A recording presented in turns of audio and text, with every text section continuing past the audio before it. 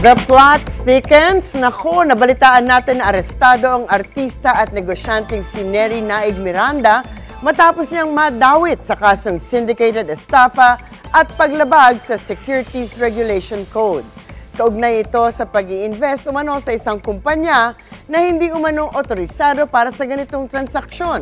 At ngayon, isa pa raw sikat na artista na endorser din ng kumpanya ang dawit sa kaso. Ano ba ang sinasabi ng batas tungkol dito?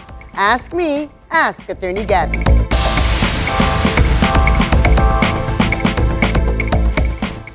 Attorney, ngayong marami ang makakatanggap ng bonus at 13th month, yung ilan balak mag-invest. Gabayan nga natin ang mga kapuso natin sa batas, ano po ba ang requirements ng isang negosyo para legal na mangalap ng investment. Well, mga kapuso, bago mag-invest, importanteng naintindihan ninyo ang lahat ng impormasyon o detalye tungkol sa negosyong balak niyong pasukan. Kabi-kabila ang mga ganitong alok na malaking returns ng investment at nakahihikayat nga naman yung mga post na pangako ng maraming pera, lalo na nga sa social media.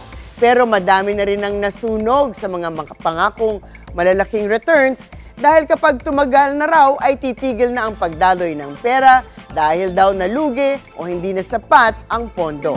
Ito nga ang dahilan kung bakit ang mga investment contract o yung mga imbitasyon na pumasok sa isang kontrata nang magbibigay ng pera kapalit ng malaking balik ng interest, pero ang interest malamang ay manggagaling sa trabaho ng iba.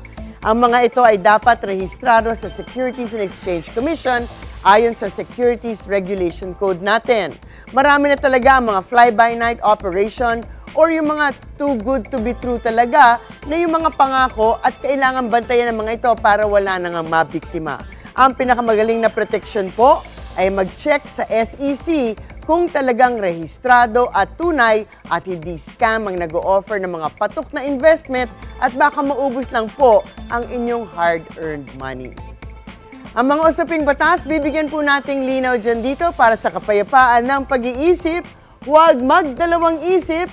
Ask me, ask Attorney Gabby.